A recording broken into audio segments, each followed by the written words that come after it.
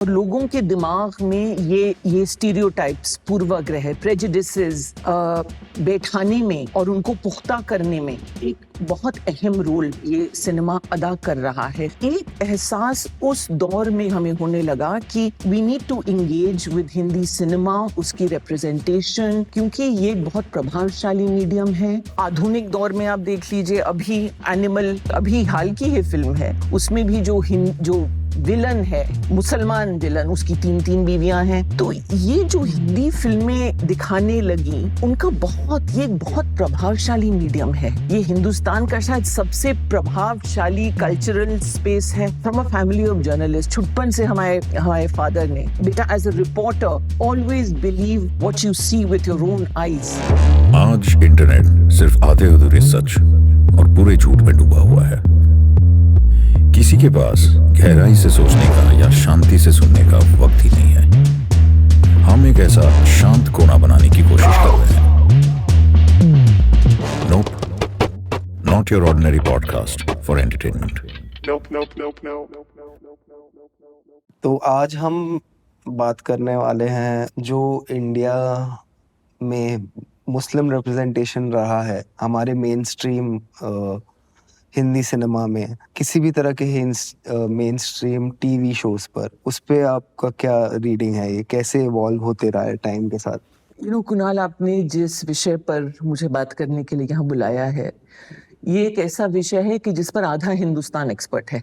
क्योंकि हिंदी फिल्में देखना, और खास करके अगर हम कमर्शियल मेन स्ट्रीम सिनेमा की बात करें, तो उसको देखना, खास करके एक थिएटर में देखना, ये एक बहुत कलेक्टिव एक्सपीरियंस तो है, लेकिन ये बहुत इंडिविजुअल एक्सपीरियंस है। आपने अपनी आंखों से देखा, आपके अंदर, अपने अंदर से जज्बे उठे। So it's a personal connect और एक सार्वजनिक कनेक्शन।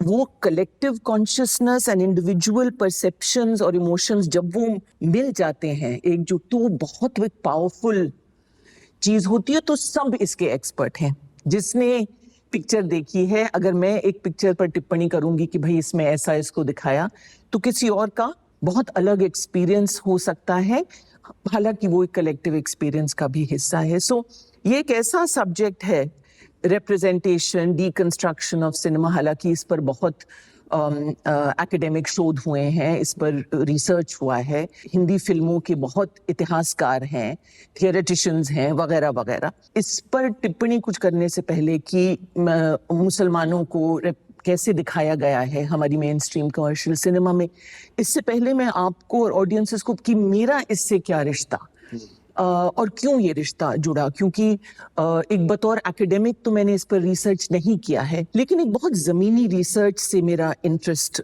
इस पे शुरू हुआ। देखिए, अव्वल तो इंटरेस्ट, सबसे पहला इंटरेस्ट तो ये है कि एक बहुत लगाव था छुटपन से हिंदी फिल्में देखने का। जितनी पॉकेट मनी थी वो सब इस पर लुट जाती थी, और टेस्ट हमारा इधर से, मतलब गोविंदा और करिश्मा कपूर के डांसेस को लेकर के शोले तक, ये नहीं कि बहुत सीरियस, हालांकि हम बहुत एक प्रोग्रेसिव खानदान से हैं, लेकिन हमारा खुद का इंटरेस्ट बड़े कमर्शियल सिनेमा में रहा है, और लगाव रहा है, और रुचि रही है, और एक हिप्नोटिक इफेक्ट रहा है। मुझे याद है कि when I was a teenager, उस वक्त आजकल जैसे लोग देश प्रेम की बात करते हैं और राष्ट्रीयता और राष्ट्र प्रेम के प्रमाण एक दूसरे से पूछते हैं, तो मेरा तो प्रमाण एज ए टीनेजर भी था, एज अ कॉन्वर्सेशन स्टॉपर। दोनों शोले कितनी बार देखिए आपने? शोले कितनी बार? मैंने उस वक्त तक 12-14 बार, और आज भी कहो तो 15वीं बार देखने को तैयार हूँ। So that was my litmus test of, वो रिश्ता तो एक था एज एन ऑडियंस। लेकिन 90 की दशक में बतौर एक कार्यकर्ता, एक शिक्षक, एक ट्रेनर, मैं जेंडर एम्पावरमेंट, महिला सशक्तिकरण पर काम किया करती थी, और बहुत दशकों तक छोटे गांवों में, कस्बों में, बड़े शहरों में, टियर 2 एंड टियर 3 टाउन्स में संस्थाओं के साथ कार्यशालाएं, बैठकें, चर्चाएं, अधिकांश महिला सशक्तिकरण के इर्द गिर्द। लेकिन उस 90 के दशक में, और ये बाबरी मस्जिद गिरा गई थी तब तक, और ये एक अयोध्या मूवमेंट उरूज पर था. It was at its, it was at its peak at that time. बातें सुनने में आने लगी इन कार्यशालाओं में मुसलमान के बारे में. मुसलमान ऐसे होते हैं, मुसलमान वैसे होते हैं, गंदे होते हैं, जुम्मे नहाते हैं, 4 बीवियां रखते हैं, वगैरह वगैरह. और हम बात करें कि भाई ये तुम्हें किसने बताया कि मुसलमानों की 4 बीवियां होती हैं? दीदी हमें तो चाचू ने बताया. चाचू को कैसे? पापा ने बताया. हमने सुना है फलाने गांव में उनकी हैं 4 बीवियां. ये मान्यताएं ये कहाँ से आ रही हैं? ये पूछने की जब कोशिशें की, और हमने उस दौर में और मुझ जैसे कई लोगों ने, हमने ठीक है मान्यताएं हैं, गलत हैं, पता नहीं कहाँ से आ रही हैं, लेकिन उनको करेक्ट करना चाहिए. और बहुत से पर्चे निकाले गए और बहुत सी कोशिशें की. हम कहते थे तथ्य और मिथक, फैक्ट्स एंड मिथ्स. और समझ ये थी, बहुत नादान समझ शायद थी, कि आप लोगों को फैक्ट्स देंगे तो लोग उन फैक्ट्स को कबूल कर लेंगे. तो आपने पॉलीगैमी के फैक्ट्स आप दीजिए. हमने भी बहुत दिए पॉलीगैमी के फैक्ट्स कि ऐसा कुछ भी नहीं है. जहाँ तक हिंदू समुदाय और मुसलमान समुदाय में रत्ती बराबर फर्क नहीं है कि पॉलीगैमी हिंदुओं में बहुत ज्यादा है, और बल्कि स्टेटिस्टिकली तो मुसलमानों से ज्यादा है. और एक वो दौर था जहाँ बहुत माइग्रेंट लेबरर्स वर ऑल्सो, गाँव में एक बीवी, यहाँ पर एक बीवी के भी सिलसिले हमने सुने. बहरहाल हम ये तथ्य और मिथक दे करके थक चुके. और फिर ये एक जहन में बात आई और सुनने में भी आया. मैंने 4 उनको तथ्य मिथक दे दिए और कहा पॉलीगैमी नहीं होती है, तुम्हें पता नहीं गलत बताया तुम्हारे चाचू ने या मामा ने या जिसने भी बताया है. कोई गांव का उदाहरण नहीं है, तुम आकर के हमें दिखाओ. लेकिन फिर आप याद करिए अमर अकबर एंथनी, आई थिंक 1977 की एक फिल्म है. उसमें तैयब अली एक थिएटर में आते हैं जहां ऋषि कपूर एक कव्वाली पेश करने वाले हैं, और तैयब अली आते हैं और उनके पीछे एक नकाब पोश औरतों की पलटन आती है. एक बड़ा कॉमिकल सीन माना जाता है वो. लेकिन मेरे 100 पर्चों से ज्यादा उस एक सीन ने ये स्थापित कर दिया कि भाई मुसलमान है, उसका नाम तैयब अली है, उसके पीछे एक नकाब पोश औरतों की पलटन आ रही है. ये बड़ा आइकॉनिक सीन है अमर अकबर एंथनी में. जो लोग फिल्मों में इंटरेस्ट, तुमने देखी है अमर अकबर एंथनी? वो तैयब अली नीतू सिंह के पिताजी होते हैं. उनका एक लकड़ी का कारखाना है वगैरह. बट ये एक आइकॉनिक सीन ये हो गया. कई फिल्मों में आप जिन्हें प्रोग्रेसिव फिल्में या आधुनिक फिल्में, गली बॉय ज़ोया अख्तर की, उसमें भी हालांकि मुसलमान लड़के का पोर्ट्रेयल रियलिस्टिक है, लेकिन उसके पिताजी भी एक दूसरी बीवी लाते हैं. आधुनिक दौर में आप देख लीजिए, अभी एनिमल, अभी हाल की ये फिल्म है, ये एनिमल जो अभी निकली है, उसमें भी जो विलन है, मुसलमान विलन, उसकी 3 बीवियां हैं. तो ये जो हिंदी फिल्में दिखाने लगी, उनका ये बहुत प्रभावशाली मीडियम है. ये हिंदुस्तान का शायद सबसे प्रभावशाली कल्चरल स्पेस है. लाखों करोड़ों लोग देखते हैं, और ये देखने वाला और पढ़ने वाले में अंतर होता है. I am from a family of journalist. छुटपन से हमारे फादर ने ये बेटा, as a reporter always believe what you see with your own eyes. अब ये seeing with your own eyes तो दिख ही रहा है उनको, पर्दे में दिख रहा है या रियल में दिख रहा है, लेकिन वो एक कन्वर्ट हो जाता है. एक एहसास उस दौर में हमें होने लगा कि we need to engage with Hindi cinema, उसकी रिप्रेजेंटेशन, क्योंकि ये एक बहुत प्रभावशाली मीडियम है. ये मतलब हर चीज को, हेयर स्टाइल से लेकर के बिहेवियर को लेकर के, डायलॉग्स, तौर तरीकों को लेकर के, कल्चरल वैल्यूज को प्रमोट करता है. मतलब इसके प्रभाव इतने हैं, और लोगों के दिमाग में ये स्टीरियोटाइप्स, पूर्वाग्रह, प्रेजुडिसेस बैठाने में और उनको पुख्ता करने में एक बहुत अहम रोल ये सिनेमा अदा कर रहा है. उस दौर से हम लोगों ने एक शोध कहीं शुरू किया, फिर खंगाला, बहुत सी फिल्मों, हर दौर की फिल्मों को खंगाला कि भाई ये रिप्रेजेंटेशन हमेशा से ऐसे था, क्या बदला, क्यों बदला, उसका मुख्य धारा की राजनीति से क्या लेना देना। तो ये शोध उस दौरान, ये 90s के दौरान हम लोगों ने शुरू किया और फिर कई मतलब डिस्कशंस किए, कार्यशालाएं की, बहुत फिल्म्स दिखाई, किसी का एक टुकड़ा, to help people. You see, it's not just about Muslims, it's कि इस दौर में जब इमेजेस, मीडिया इमेजेस आप पर एक बमबारी की तरह आ रही हैं, how do all of us become discerning, इतनी काबिलियत रखें कि वो नैरेटिव के नीचे आपको क्या परोसा जा रहा है, वो समझने की कुव्वत की, ताकत की समझ, वो परतें उस वक्त हम लोग टटोलने लगे कि और निकालने लगे, और फिर ये सिलसिला आज तक चला है और बहुत सी हमने फिल्मों को इस तरह से देखा। ये एक्चुअली आपका सवाल कि मुसलमानों को हिंदी मुख्यधारा की फिल्मों में कैसे दिखाया गया है, लेकिन ये एक महिला आंदोलन, हम तो महिला आंदोलन का भी हिस्सा रहे हैं। We always analysed how women, उनका रिप्रेजेंटेशन हिंदी सिनेमा में या मुख्यधारा की फिल्मों में कैसा रहा है, क्यों रहा है, कौन सी फिल्में हैं जो स्टीरियोटाइप्स को ब्रेक कर सकती हैं। तो वो ऑलरेडी एक ट्रेनिंग थी हम लोगों की, तो उसको, उसी लेंस को, जिसे डीकंस्ट्रक्शन कहते हैं या नैरेटिव एनालिसिस कहते हैं, वो हमने इस पर भी अपनाया। तो वो शोध मेरा इंटरेस्ट उसी से शुरू हुआ। तो to get back to your original question कि क्या रहा है और कैसे बदला, अगर हम आज की फिल्में देखें, इस पिछले 5 साल की आप फिल्में देखें, चाहे आप कश्मीर फाइल्स देख लीजिए, एनिमल देख लीजिए, पद्मावत देख ली, पद्मावत तो खैर 2018 की है, लेकिन छावा देख लीजिए, लेकिन लगेगा कि भाई यही है। लेकिन आई थिंक खुशखबरी ये है कि ये नहीं था। 75 से भी ज्यादा सालों का हिंदी सिनेमा का इतिहास पलट करके देखें तो बहुत अलग छवियां मुसलमानों की आपको दिखने में मिलेंगी, और उससे उम्मीद ये होती है कि भाई कई दशकों तक कुछ था और फिर वो बदला भी है और फिर बदलेगा। ये उम्मीद है कि ये चलन रहा है हिंदी फिल्मों का।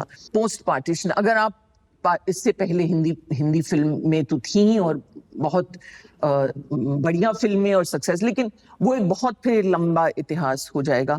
तो अगर आप simply post partition take 1947 as the, उसके बाद क्या हुआ, ये परतें निकालना कि हिंदी सिनेमा ने मुसलमानों को रिप्रेजेंट कैसे किया है, इस पर किताबें लिखी गई हैं, इस पर पूरे PhDs हुए हैं।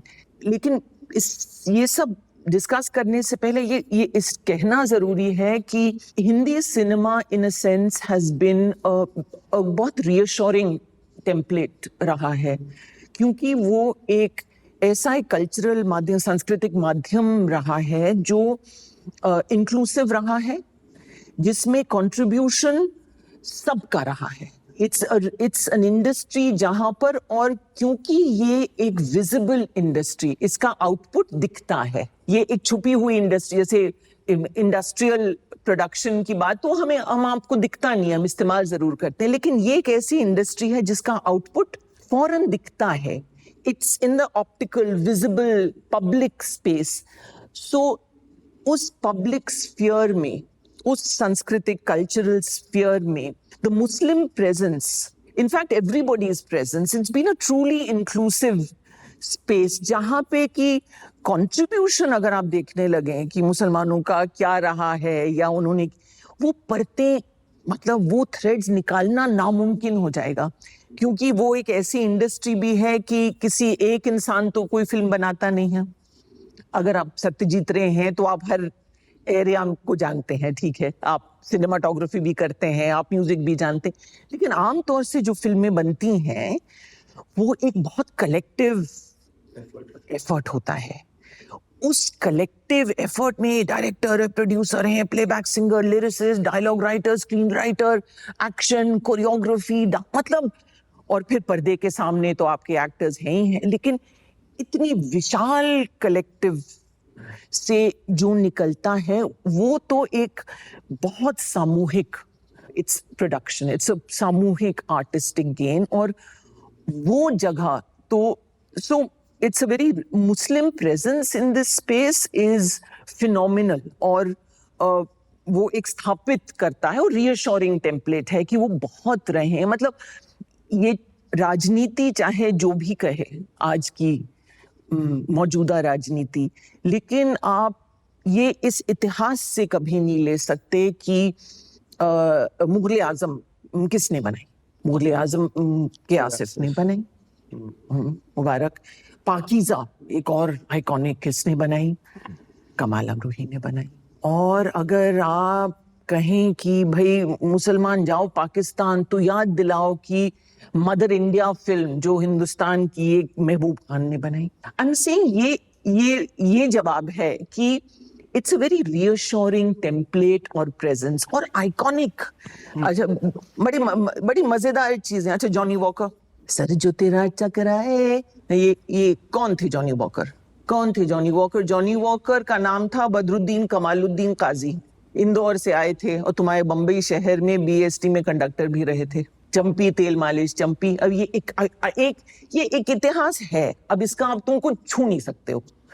और ये बड़ी रियश्योरिंग प्रेजेंस रही है हमेशा. So I think Hindi cinema in its core is a very it cannot exist without everybody being there, or at least historically it has not. I mean, the other one, how can we forget Surma Bhopali?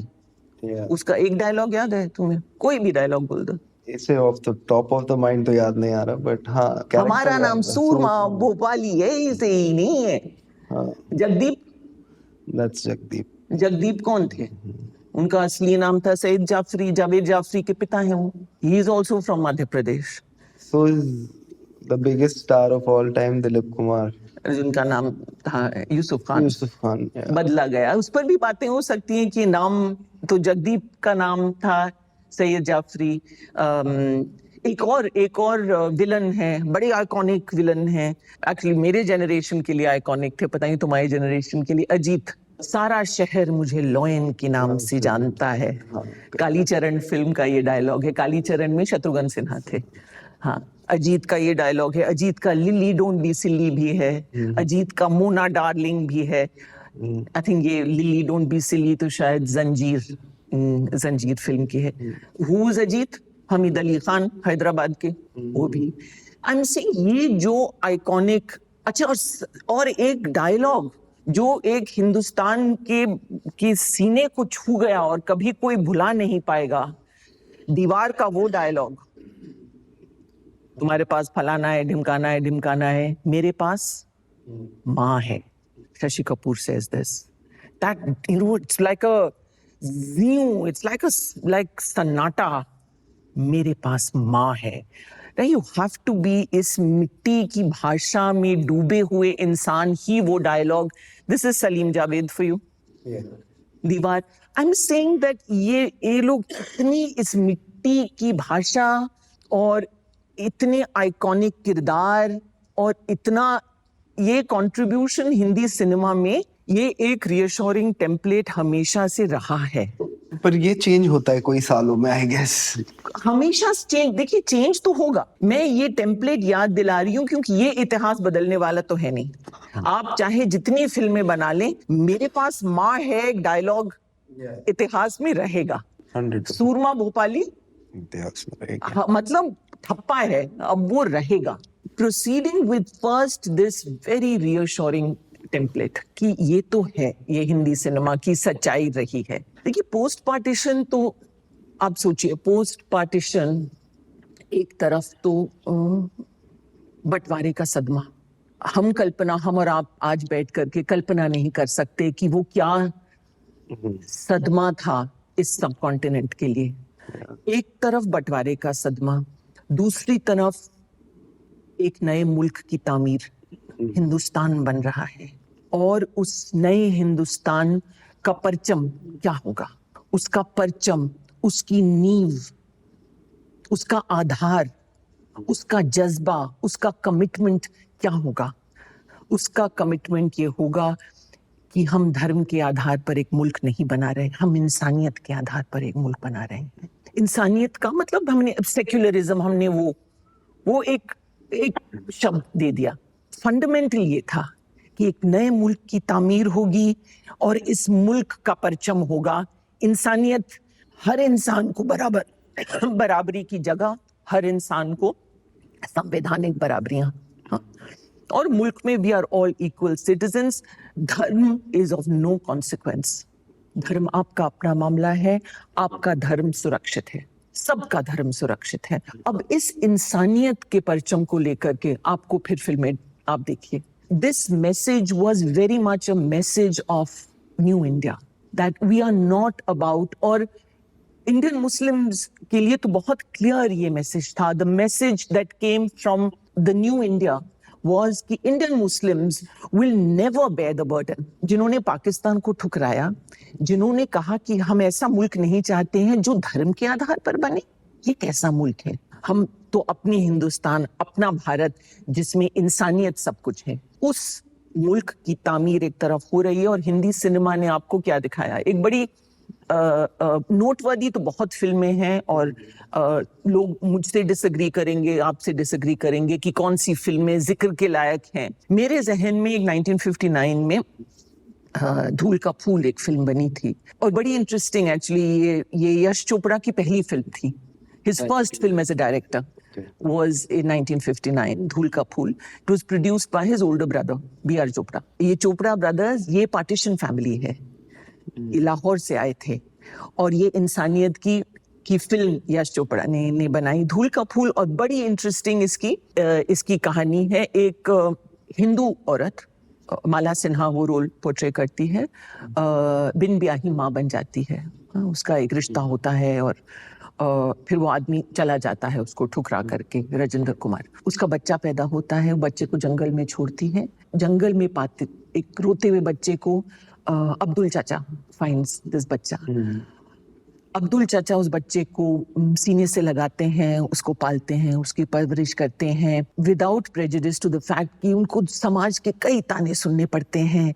और ताने बड़ी interesting, 1959 के ताने ये नहीं कि मुसलमान है, कि ताने ये कि नाजायज है, कहाँ का है, किसका है, नाजायजता, child birth out of wedlock, ये बहुत लांछन। बावजूद इसके अब्दुल चाचा उस बच्चे को अकेले उसको नहलाते हैं, सुलाते हैं, खिलाते हैं, उसको पालते हैं, पोसते हैं, बड़ा करते हैं। और यहीं से एक्चुअली वो द गुड अब्दुल चाचा की एक इमेज बनने लगती है। और इसी फिल्म का वो गाना है, बहुत मशहूर गाना हुआ, जो which makes the point about इंसानियत। ना हिंदू बनेगा, ना मुसलमान बनेगा, इंसान की औलाद है, इंसान बनेगा। ये इसी फिल्म का गाना है जो अब्दुल चाचा गाते हैं while he's raising this boy। बहरहाल मतलब हिंदी फिल्म है, और बड़े ट्विस्ट एंड टर्न्स हैं, और फिर होते माला सिन्हा दोबारा शादी करती हैं, I think Ashok Kumar is a lawyer, और then she comes back to readopt her child। So this child who was born to a Hindu mother, raised by a Muslim, Abdul Chacha, now goes back to now a married Mala Sinha, and फिर अब्दुल चाचा हज पर चले जाते हैं इस बच्चे को की परवरिश इनको सौंप करके, फिर वो हज पर निकल जाते हैं। ब्रॉडली ये धूल का फूल की ये कहानी थी, इंसानियत की कहानी थी। और अब्दुल चाचा कई बारी ये डायलॉग्स देते हैं कि इंसान है, तुम्हें क्या फर्क पड़ता है कि कौन सी जात का है, कौन से धर्म का है, कौन से मजहब का है। ये यश चोपड़ा की पहली फिल्म। उसके 2-3 साल बाद 1961 में एक फिल्म है जो आपको हिंदुस्तानी फिल्मों या खास करके पार्टीशन फिल्मों के परिप्रेक्ष्य में आपको हमेशा इसका जिक्र मिलेगा। It's a film called Dharmaputra. It's a 1961 film, again Yash Chopra and B R Chopra. This उस दौर के लिए एक बहुत ही ये ब्रेव फिल्म थी, exceptionally brave film. This is the first film where you will see the filmmaker and the narrative takes on a kind of extreme right-wing jingoistic nationalism, Hindu right-wing extremist jingoistic nationalism in the character of Shashi Kapoor. Interesting, this is Shashi Kapoor and he essays the role really well. हालांकि वो फिर बड़े होकर के हमारे favourite chocolate box hero, romantic hero बने। इस film में इस जैसे धूल का फूल में मैंने बताया कि एक हिंदू माँ का बच्चा मुसलमान घर में पला, यहाँ पे ऑपोजिट होता है। यहाँ पर एक मुसलमान मैन एंड वुमन, उनके रिश्ते से एक बच्चा पैदा होता है, उनकी शादी नहीं होती क्योंकि फैमिली नहीं मानती। ये एक नवाबजादी हैं और उनके फादर नवाब बदरुद्दीन नहीं कबूल करते इस लड़के को, उनको पता नहीं, बहरहाल वो माँ बन जाती है। लेकिन उस जमाने की progressiveness, Yash Chopra actually had an interesting progressive view on women and women's in some instances. इसमें अब देखिए, ये मुसलमान नवाब बदरुद्दीन, आप एक्सपेक्ट करेंगे हिंदी फिल्म है कि मुसलमान घर है, बिन ब्याही बेटी को तो पता नहीं बाहर ही फेंकते। वो क्या करते हैं, वो शर्मिंदा तो होते हैं, लेकिन वो जाते हैं अपने उनके एक बहुत अजीज दोस्त पड़ोसी, और ये उस जमाने की बात है जब ये अजीज दोस्तियां बहुत थीं। तो नवाब बदरुद्दीन हैं और उनके पड़ोसी हैं गुलशन राय, और दोनों चेस खेलते हैं और the best of friends, like best old retired buddies. तो जब ये बच्चा पैदा होता है तो नवाब बदरुद्दीन गुलशन राय के बेटे के पास जाते हैं, कहते हैं बेटा तुम इसे अपना लो। तो वो हिंदू बेटा और उनकी बीवी निरूपा रॉय ये इस मुसलमान बच्चे को गोद ले लेते हैं और इसे पालते हैं। So this is child born to a Muslim couple now is adopted by a Hindu family and is raised by them.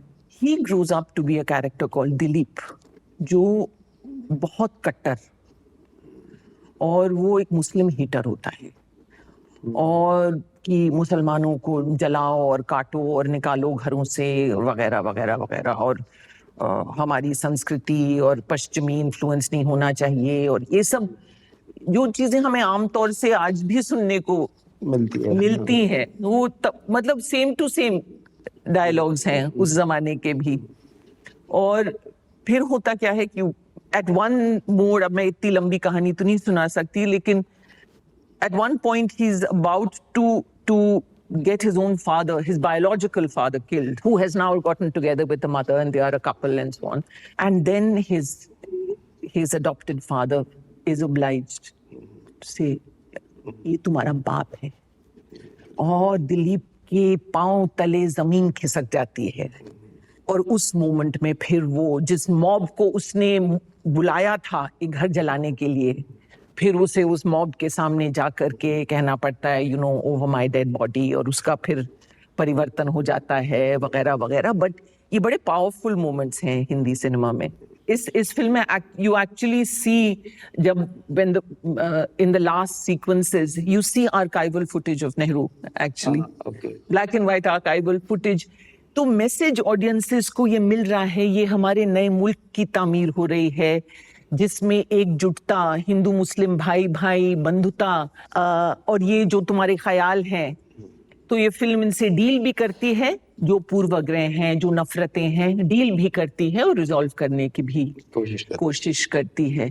तो ये दो बहुत अहम फिल्में हैं, and both made by a partition by the Chopras who came from pre-partition Punjab to Bombay, और ये एक इंसानियत का मैसेज लेकर के आए और अपनी फिल्मों में उन्होंने दर्शाया। ओके, सो एक और मुसलमान की छवि आपको 60s, of course the most famous 60s के दशक में क्या लोगों को याद रहता है? एक अजीब टाइटल दिया गया इन फिल्मों को, इसको एक सब जॉनरा कहते हैं हिंदी सिनेमा का, उसका नाम है मुस्लिम सोशल। मुझे एक्चुअली कभी समझ में नहीं आया कि मुस्लिम सोशल क्या चीज होती है। ये वो फिल्में थी जिनकी सेटिंग जनरली नवाबी खानदान में है, जिनके मुख्य कैरेक्टर सब मुसलमान हैं, हीरो भी, हीरोइन भी, और हीरोइन हमेशा मतलब इस्लामिक आर्चेस हैं, हवेलियां हैं, हीरोइन हमेशा करारे में है, हीरो शेरवानी में है, बहुत अदब, तस्लीम, आदाब, बहुत लखनऊ नवाबी कल्चर से इन्फ्लुएंस ये फिल्में बनी। और कब मतलब रेशम व अतलस व कम ख्वाब, विच इज़ बेसिकली सैटिन और silk and satin and brocade के कपड़े, और झूमर और झुमके और पाजेब, और you know it's a very opulent full of अदब, तहजीब, पोलाइटनेस, बहुत शेरो शायरी होती है। अक्सर हीरो और उनके दोस्त शेरो शायरी करते हैं एक दूसरे से, कवालियाँ होती हैं। एक बहुत टिपिकल नवाबी कल्चर की पोर्ट्रेयल को फिल्म के इतिहासकारों ने मुस्लिम सोशल टाइटल दिया। मुझे कभी अच्छा नहीं लगा। मतलब आपको समझ में आता है हिंदू माइथोलॉजिकल है, बट मुस्लिम सोशल क्या चीज है कि एक कंपार्टमेंट जैसे बन गया। इट्स लाइक अ कंपार्टमेंट, एक फ्रेम। ये actually this is the one दौर जिसमें आपको मुस्लिम कैरेक्टर एज हीरो मिलेगा। अदरवाइज देखिए, मुख्य तौर पर ये एक जनरल कमेंट, जनरली हिंदी फिल्मों में और आने वाले दशकों में generally upper caste Hindu male with names like Vijay, Rahul, Prem, Arjun, Raj Malhotra, Dilwale Dulhaniya का ये स्टैंडर्ड टेम्पलेट रहा है। These are most of the heroes, right? 60s के दौर में इस मुस्लिम सोशल के तहत आपको बहुत से अधिक, मतलब सभी ये मुस्लिम सोशल्स के जो किरदार थे, ये तो सब these were obviously Muslims.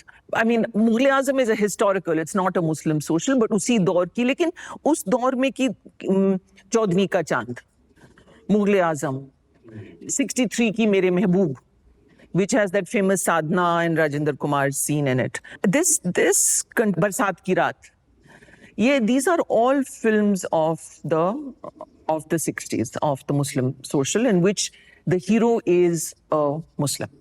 I mean, that's the important thing to establish in this. And the women are all बहुत खूबसूरत, मतलब खूबसूरती और खूबसूरती। ये कंटिन्यू करता है महबूब की मेहंदी 1971 में। इस दौर में एक्चुअली हम जनरली जब मुसलमान रिप्रेजेंटेशन की बात करते हैं तो हमारा फोकस, तवज्जो जनरली मर्दों पर होता है, हीरोज पर होता है, लेकिन औरतों के बारे में भी बात करना जरूरी है। और ये दौर थोड़ा सा वो इस्टेब्लिश करता है। देखिए, मुगल आजम 1960 में निकले, उसके करीब 10 साल बाद पाकीज़ा आई। पाकीज़ा आई थिंक कंप्लीट हुई 71 में, लेकिन पाकिस्तान वॉर उस टाइम हुआ था। वो 72 में, मतलब बनी 71 में, रिलीज हुई 72 में। फिर उसके एक दशक बाद उमराव जान आती है, मुजफ्फर अली की उमराव जान। ये 3 फिल्में, मुगल आजम, पाकीज़ा और उमराव जान, ये you know, this is why this point about Hindi cinema, वो एक इतनी छाप छोड़ता है। आप देखिए 75 साल के फिल्म इतिहास में 3 फिल्में आप गिन लीजिए जिन्होंने एक मुसलमान महिलाओं की एक इमेज गढ़ी एज एक वेल्ड ब्यूटीज, तवायफ, निहायत ही खूबसूरत। मतलब हीरोइंस तो हमेशा सभी खूबसूरत होती हैं, लेकिन ये एक एग्जॉटिक टाइप की खूबसूरती। ये 3 फिल्मों ने मुस्लिम महिलाओं पर ये स्टीरियोटाइप बनाया। और इसी दशक के चलते, मतलब हम इस दशक पर बात तो बहुत कर सकते हैं, लेकिन this was the last time that Muslims were so prominent on the screen as characters, as किरदार। इसके बाद से वो बहुत कुछ शिफ्ट होने लगा 60s के बाद से। 70s तक थोड़ा बहुत हुआ। I'll talk a little bit more about Muslim women and the way their images have also shifted and changed. But to move on to another kind of images, you know, what happened with the coming of the late 70s. It starts in the early 70s, mid 70s, is this amazing change in India. You see, films के बारे में हम क्या कहें कि हम आलोचना करते हैं हिंदी सिनेमा की कि वो इन स्टीरियोटाइप्स को बनाते हैं, और ये चिकन एंड एग वाली बात हो जाती है कि उन्होंने बनाया या उन्होंने एक सूहा की समाज में कुछ है उसको लिया कि भाई ये और चलाओ उसको, तो वो बनाते हैं या उसको पुख्ता करते हैं, उसको एम्पलीफाई करते हैं, उसको जगह देते हैं, उसको लेजिटिमेसी देते हैं प्रेजुडिसेस को। It works in tandem. जो शिफ्ट्स हो रहे हैं समाज में, ऑब्वियसली स्क्रीन राइटर्स आपकी वही सूंघते हैं, वही निकालते हैं कि क्या शिफ्ट। 70s में urbanization becomes the big shift, और ये अमिताभ बच्चन का कैरेक्टर जो इमर्ज होता है उस दौर, that is the big. So films go from this 60s Muslim social, elegant, etiquette, Nawabi, Gharara, Sherwani, goes into being urban, gritty, urban problems. और बहुत आपको सोशलिज्म और एक मतलब मजदूर किसान, वर्कर इज द हीरो. बिल्कुल बिल्कुल. और ये अच्छी बात है मेरी समझ से. मतलब ये एक स्ट्रगलिंग अर्बन, और ये बहुत सी फिल्मों में तो ये औद्योगिक और कृषि श्रमिकों की एकजुटता, इंडस्ट्रियल एंड एग्रीकल्चरल वर्कर्स की एकजुटता भी आपको इन फिल्मों में इनकी झलक दिखेगी. इस दौर में you begin to see this Amitabh Bachchan दौर, which begins with जंजीर, दीवार and all that. ये एक दौर कंटिन्यू करता है. इस दौर में द मोस्ट इंटरेस्टिंग फिल्म मेरे जहन में तो कुली है 1983 की, द मोस्ट इंटरेस्टिंग. बट उससे पहले अमर अकबर एंथनी की बात करना बहुत जरूरी है. How do you talk about Muslim representation in cinema without mentioning the one film जिसको मतलब आम लोग भी की बड़ी सेक्युलर फिल्म थी. This is a very interesting film. Amar Akbar Anthony is, I think, a 1977 film. It's a Manmohan Desai film. It's what is called a masala movie, हाँ? जिसमें कुछ ना तुख ना सर ना पैर, लेकिन इतनी entertaining है कि that you remember it. और iconic. Amar Akbar is definitely an iconic film in the history of representation of India's secular values. Opening sequence, आपको कुछ इसकी कहानी थोड़ी बहुत याद है? मोटी मोटी थोड़ी बहुत याद है. लंबी कहानी तो मैं बहुत शॉर्ट में, एनीवे, बचपन में सब बिछड़ जाते हैं. ओके, हाँ, एक विलन है, फलाना ढिमकाना करके सब बिछड़ जाते हैं. हाँ, ये 3 बेटे. हाँ, माँ ठोकर खा करके अंधी हो जाती है, बाप बिछड़ जाता है, और बाप बिछड़ने से पहले तीनों बच्चों को दौड़ करके कहीं एक बार छोड़ता है ताकि उनके लिए कुछ बंदोबस्त करके ले आए. 3 बच्चों को गांधी जी की स्टैचू. अच्छा, Manmohan Desai was the master of मतलब हैमर ऑन हेड सिंबलिज्म, कि अगर तुम्हें नहीं भी समझ में आएगी ना, मैं तुम्हें इतना ऑब्वियस कर करके वो समझाऊंगा. गांधी जी की स्टैचू आपके बम्बई में शिवाजी पार्क पे नहीं है, बट पे नहीं है. शिवाजी पार्क पे छत्रपति शिवाजी महाराज की स्टैचू. अच्छा, आई थिंक आजाद मैदान पे होगी. गांधी जी की बम्बई के किसी पार्क में है. गांधी जी की स्टैचू के नीचे ये 3 बच्चे थोड़े समय के लिए छोड़े जाते हैं. हाँ, पिताजी जाते हैं, आई थिंक, खाने का बंदोबस्त, पैसे का बंदोबस्त कुछ करने. बहरहाल वो बिछड़ जाते हैं. एक यहाँ जाता है, एक वहां जाता है, एक वहां जाता है. हाँ? एक गिरजाघर के सीढ़ियों पर बेहोश हो जाता है. He is adopted by the pastor of the church, और वो बन जाता है एंथोनी. हाँ, one is picked up by a tailor, और वो बन जाता है अकबर कव्वाल, and one is picked up by a police officer, और वो बन जाता है अमर, द पुलिस ऑफिसर. माँ का नाम क्या है? जरूरी तो ये है, माँ जो बिछड़ जाती है, इनकी माँ का नाम है भारती, और ये फिर अंधी होती हैं, ये हो जाती हैं अंधी. और एक सीन है, ये ओपनिंग की टाइटल शॉट है फिल्म का, कि भारती को वो फूल बेचती, अंधी है और वो फूल बेचती हैं, और उनको एक एक्सीडेंट हो जाता है, ठोकर लग जाती है, और अस्पताल ले जाते हैं, और खून की जरूरत अर्जेंट है. खून देने कौन आते हैं? अमर, अकबर, एंथनी. और क्योंकि ये हिंदी फिल्म है, तो जैसे हम और आप अगर किसी को खून देना है कि हम ब्लड बैंक में दे, बोतल में, फिर वो जाएगा. हिंदी फिल्म है तो डायरेक्ट टू डायरेक्ट होता है, मतलब डायरेक्ट नस टू नस. तो तीनों से पाइप्स जाते हैं टू माँ भारती। अब इससे ज्यादा आपको सिंबोलिज्म क्या चाहिए?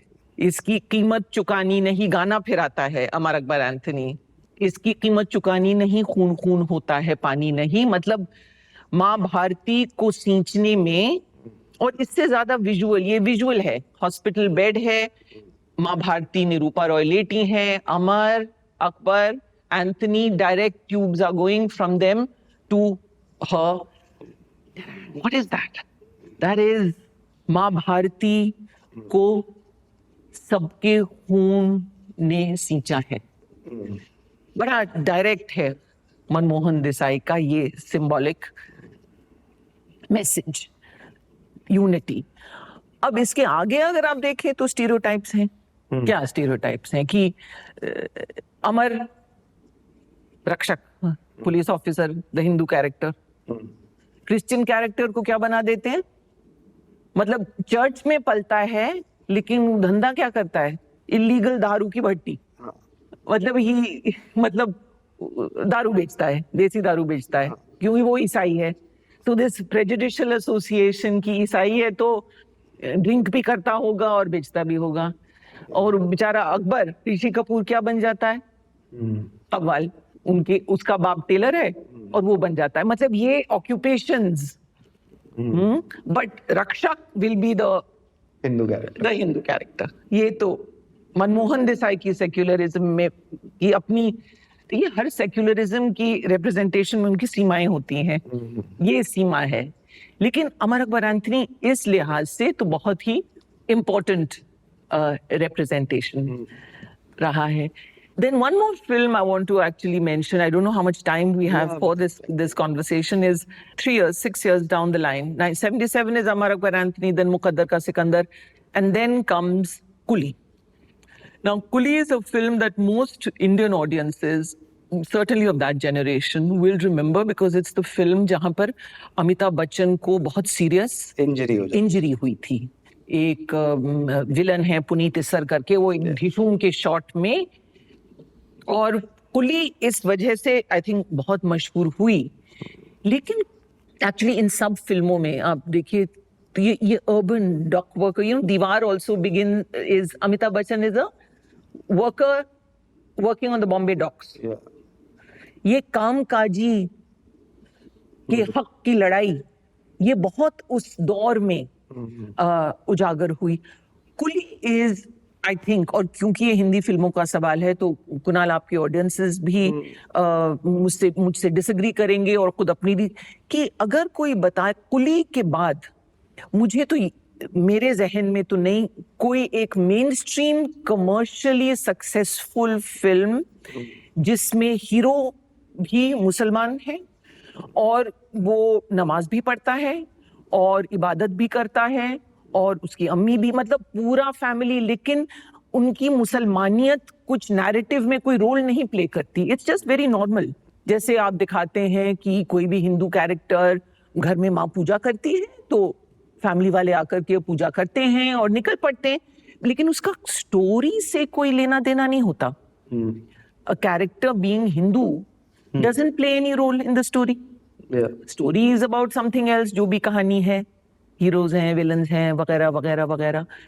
तो उसी टोन में योर कैरेक्टर इज मुस्लिम, उनकी अम्मी, उनके अब्बू, Waheeda Rehman plays the mother, वो भी करके नमाज पढ़, विलन भी इसमें कादर खान, वो भी मुस्लिम है। और उसमें एक कैरेक्टर है which Manmohan Desai has created, falcon called अल्लाह रखा।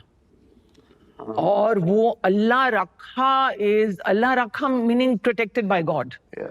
अल्लाह रखा तो ऐसे मतलब उड़ करके और विलन्स की आंखें भोंक देता है और बहुत कुछ जादूगिरी करता है जो हिंदी फिल्मों में होती है। Very important character. Of course Amitabh Bachchan also have the बिल्ला, 786 वाला बिल्ला, वो दीवार में भी है उसके पास। हाँ, दीवार में वो बिल्ला उसको बचाता है। By the way, this बिल्ला बचाविंग, just as a complete aside, is दीवार में, his name is Vijay. in Diwar. But because it is inspired by Haji Mastan story, तो उसको ये इस्लामिक 786 वाला बिल्ला दे दिया जाता है दीवार में. That's just an aside. But Coolie is an amazing film of full on. The character's name is Iqbal, and everybody around him is, and this is why you start then observing कि लोग नमाज पढ़ते हैं and it triggers no anxiety. आज की किसी film में कोई नमाज पढ़ता हुआ दिखाए, एंजाइटी प्रोड्यूस हो जाती है ऑडियंसेस में, क्योंकि वो जिस तरह से शॉट लेते हैं, वो जिस तरह की म्यूजिक इंट्रोड्यूस करते हैं, उसके बाद फौरन क्या होता है. मतलब अगर कोई पूजा करे और पूजा करने के बाद कुछ ना हो फिल्म में, मतलब नॉर्मल फिल्म अपनी पटरी पर जा रही है, आपने पूजा की, निकल गए. उसी तरह से अगर आप नमाज को दिखाएंगे कि भैया हमने नमाज पढ़ी और हम अपने लाइक रोजमर्रा जिंदगी जीने निकल पड़े, इस तरह से दिखाएंगे तो कोई एंजाइटी नहीं प्रोड्यूस होगी किसी में. आप अगर दिखाएंगे कि नमाज पढ़ने के एवरी एपिसोड ऑफ नमाज will be followed by something nasty in the story line, तो फिर आप डिलिबरेटली ये prejudices पैदा कर रहे हैं. तो Coolie for me is a very good example of, अनुमान लगा सकते हैं कि कुली की success, it was of course a big hit. It's the only film I think in the history of Indian cinema जहां फिल्म स्क्रीनिंग के दौरान एक जगह पर फ्रीज हो जाता है. This is the shot where Amitabh Bachchan was injured करके. और उसके बाद तो मतलब देश भर में, मतलब मंदिरों में घंटियां बजी और मस्जिदों में इबादत हुई अमिताभ बच्चन की जान बचाने के लिए ना. आई मीन वो तो रियल है. सो इस फिल्म में एक रियल और पर्दे पर उन्होंने बहुत मिक्स, एक इंटरेस्टिंग मिक्स हुआ है. बट ये फिल्म मेरे लिए, मुझे इसके बाद याद नहीं है कि अब हो सकता है देखिए कि that Amitabh Bachchan could at that stage pull it off. You have to remember he has already done Zanjeer in 73. He's done Diwar in 75. He's done Sholay in 75. He's done Muqaddar Ka Sikandar in 78. He's already got in India, in the film going public के जहन में, तो वो इतने superstar हैं कि कुली पर कुछ प्रतिक्रिया, नेगेटिव प्रतिक्रिया नहीं हुई. या मेरी तो उम्मीद है कि उस दौर में और जिस नॉर्मलसी से, और अल्लाह रखा तो कितना मजेदार फैल्कन एक बनाया है उन्होंने, जो हर जगह जाकर के विलन को एन वक्त पर चाबी उठा लेता है, आंख भोंक लेता है, जो भी करता है. कुली के बाद से फिर ये things shift a lot, and I am hop skipping and jumping, but 90s से एक ये दौर खत्म होता है और दूसरा दौर शुरू हो जाता है. और अगेन सियासत, राजनीति, पॉलिटिकल डेवलपमेंट्स, 90 के दौर में Kashmir militancy is at its peak in that phase of the 90s. जहाँ तक फिल्मों का सवाल है, होंगी बहुत सी फिल्में, मेरे जहन में तो रोजा आती है, which begins this a trend of the Muslim terrorist image. 92 की मणिरत्नम की फिल्म थी. और आप कॉन्ट्रास्ट कीजिए और जो करना, और बाय द वे अधिकांश जिन फिल्मों का मैंने जिक्र कुणाल किया है, इनमें से बहुत सी फिल्म्स हमने इस्तेमाल की हैं अपनी कार्यशाला, ट्रेनिंग्स में, डिस्कशंस में वगैरह, और 90% of them are available on YouTube. तो लोगों को ये पलट करके देखनी चाहिए ये कि था, और किस तरह से आप एक इबादत को बिल्कुल नॉर्मलाइज करके भी दिखा सकते हैं. और आप उसी इबादत को आप डंग डंग डंग डंग डंग डंग डंग डंग डंग करके अगर कोई नमाज पढ़ेगा, यू ऑब्वियसली अज्यूम कि इसके बाद कोई बम बम ही तो फेंकेगा.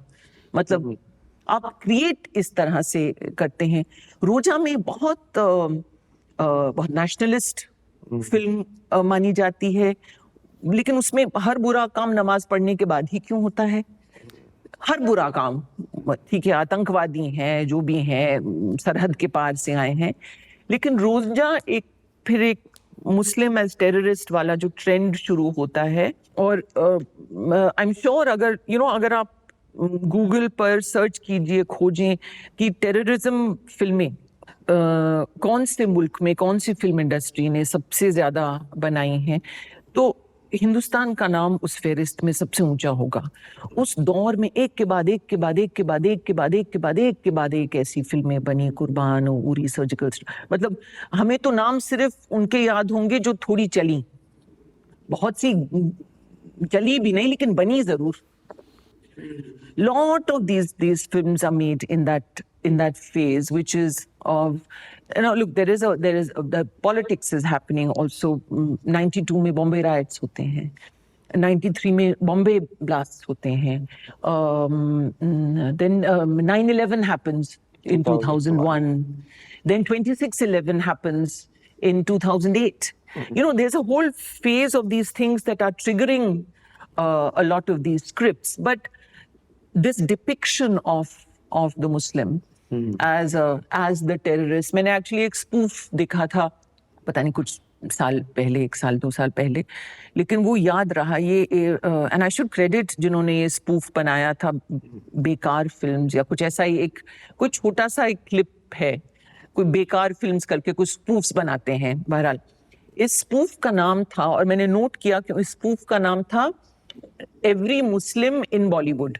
और ये इट्स वेरी वेरी शॉर्ट। ये एक डायरेक्टर एक छोटी सी कोई फिल्म बना रहा है, और इस फिल्म में एक कैरेक्टर है जो रमजान के महीने में एक खजूर का डब्बा लेकर के किसी के घर जा रहा होता है। बड़ी आम सी बात है, आप किसी के घर जाते हैं रमजान मुबारक करने, वो बंदा है, वो मतलब नॉर्मल बंदा है, जैसे तुम्हारी दाढ़ी है उसी टाइप की उसकी भी दाढ़ी है,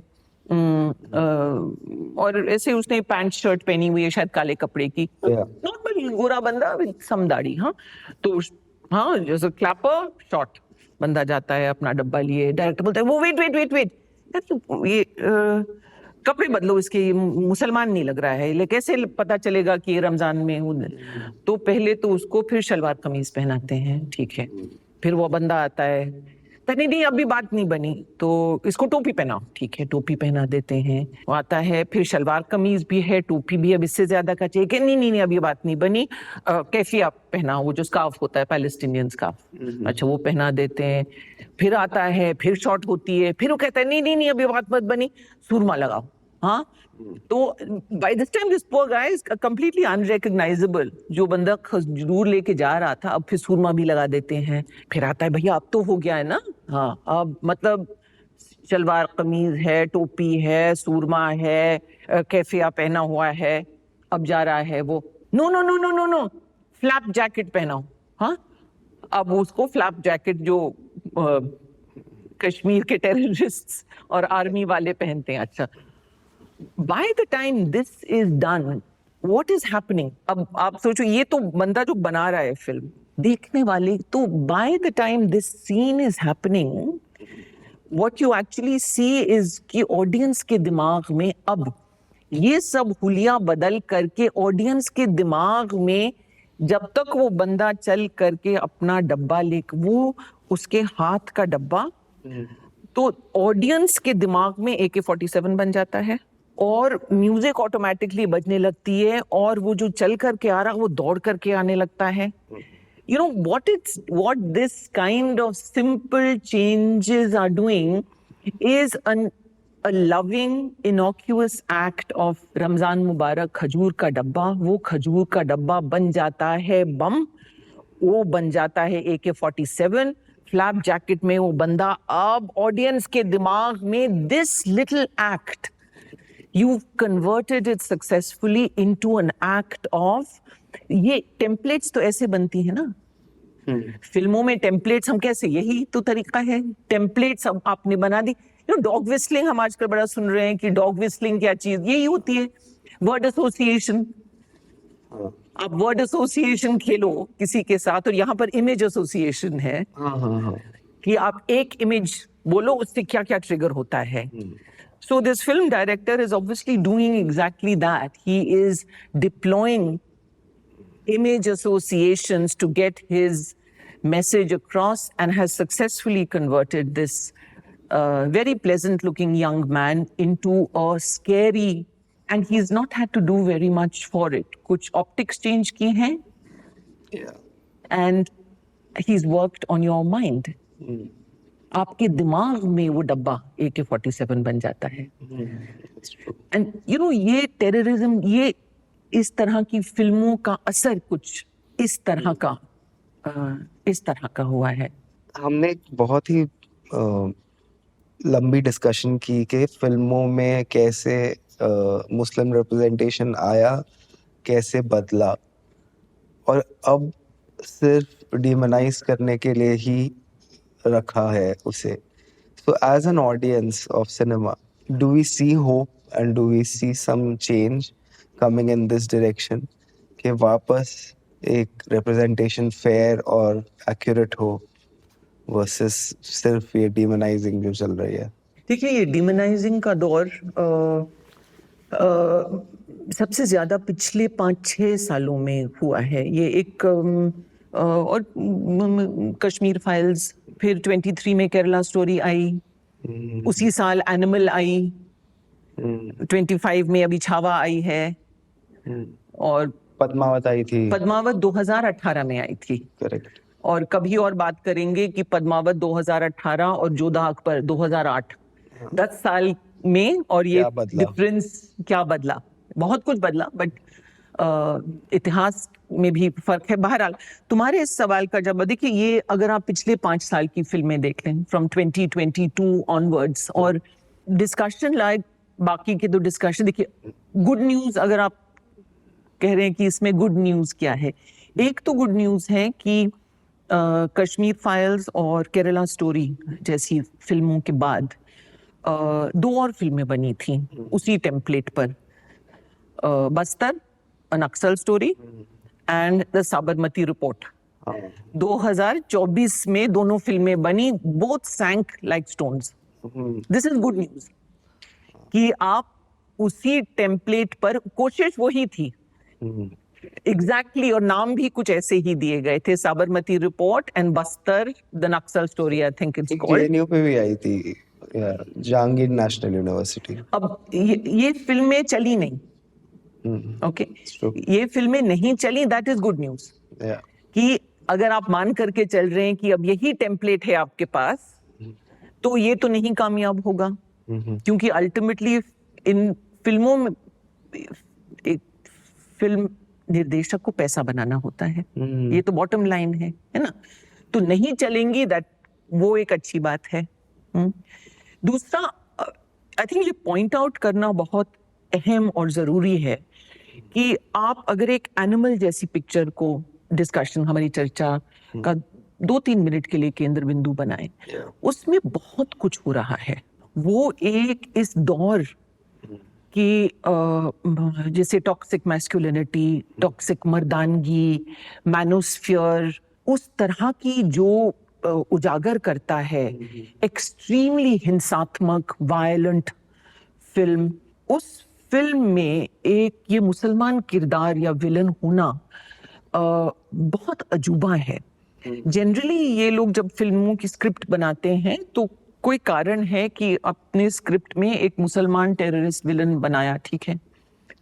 एनिमल तो एक ऐसी फिल्म थी जहां पर जो विलन है, एनिमल की बेसिक स्टोरी तो ये है फर्स्ट कजिन्स की लड़ाई ओवर जायदाद. ये तो as old as the hills है ये कहानी.